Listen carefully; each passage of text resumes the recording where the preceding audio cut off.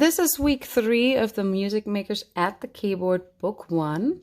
Nothing new in particular has been presented at the keyboard this week. Rather, we're reviewing all of the concepts that we have been looking at in the past 2 and 3 weeks. We are introducing a new song, Who's That, but only an introduction to that. Primarily, I am establishing a hand position, and they are using a rounded hand position with a curved hand. And they've been doing this to put their hands on their knees and then bringing them up so they can experience a rounded hand position versus a flat hand position. They're also feeling the keys on the tips of their finger. And we particularly are doing and experiencing that during our drumming sessions. And that is why the drumming is so important. We don't want them to drum and play piano with flat hands because that produces a more awkward sound or a more tense felt process while playing on the drums or on the piano. The round fingers is a more flexible and a more graceful way to play the piano. So let's go through the warm-up the children learned this week. This warm-up now has 3 parts to it. We added one more part at the end. So we did this last week. We did do, mi, so, do, mi, so, and then do. Oops, I was in the wrong key. Here we go. Do, mi, so, do, mi, so, so, mi, do, so, mi, do, and finally, do, so, do, do, so, do. Okay, so this warm-up, I want them to do it at least once a day, and every time they're going to the piano and start playing a song, I want them to do this 3-part warm-up. And now watch, if they're doing this in the key of D, and we're playing the middle key is a black key, so automatically we're going to shift our hand a little bit further into the piano keys right here, so then nothing can fall off, right? If they're doing it here, they're falling off and they can't even reach that part. So we're shifting in right here, okay? And this is one of the 3 cluster black keys that we're playing. Okay, so they're practicing this going up and down the piano. So we go do, mi, so, mi, do, do, so, do. Can you find it in the higher part? Yes? Do, mi, so, mi, do, do, so, do. And then you're going to find that with your left hand. I'm going to go down here and now see where do is not played by our thumb because it's kind of a reflection. Our hands are like a mirrored version of each other. So we're playing the pinky, which is our 5th finger. Do, mi, so, mi, do, do, so, do. All right, and once they got that, we can say right away, let's go play along with Depka Hora. You can put 2 hands together. You can play a part in the left hand patterns. La, la, la, la, la, la, la, la, la, la, la, la, la, la. Sing, big children, sing with me. I love you and you love me. Hey, and so forth. And they can use words. They can just do la la la. They can turn on the listening CD track 1 and sing along and play. That's a nice way so they keep a steady beat while they're doing it when they're listening to the song in the backtrack. And then also they can go right away to Stars Shining. Here we go again. Stars shining,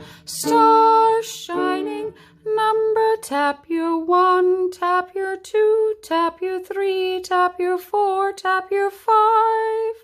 Stars shining by and by, by and by.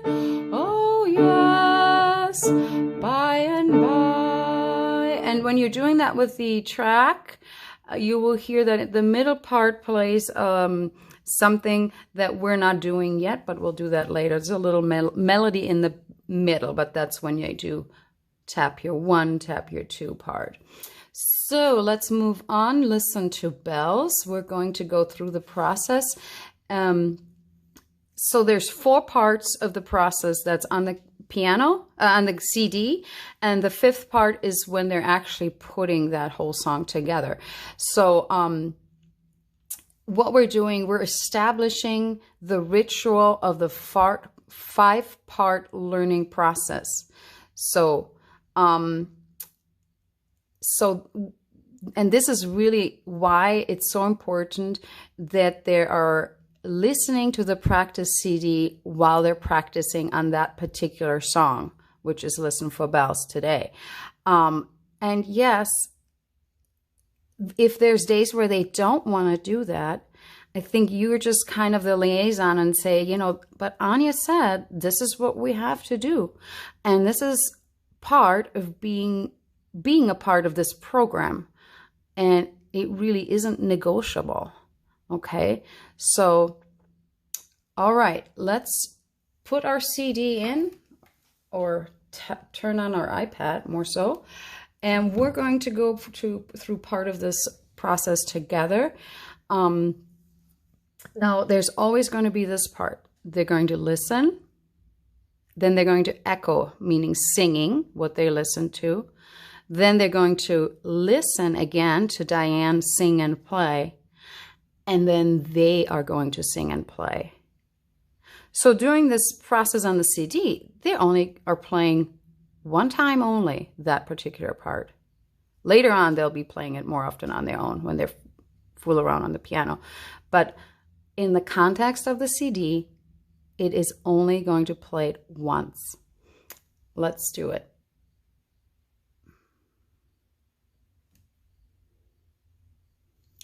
Listen to bells in D major position. Notice I'm not playing along. I'm listening. It's really hard to listen and play. Put my hand in the position. Do, do, You find their hand position. so, so, so. Do, do, do, so, so, so. Do, do, do, so, so, so. Your turn. Do, do, do, so, so, so. Do, do, do, so. Sing only. Do, do, do, so. Do, Listen. do, so. Your turn, sing and play. Do, do, do, so. So, mi, do, so, mi, do. So, mi, do, so, mi, do. So, mi, do. Okay, and so forth. I think I've done that in the previous tutorial. So this is so important, and I need that because when we're in the classroom, they're expected to do exactly that.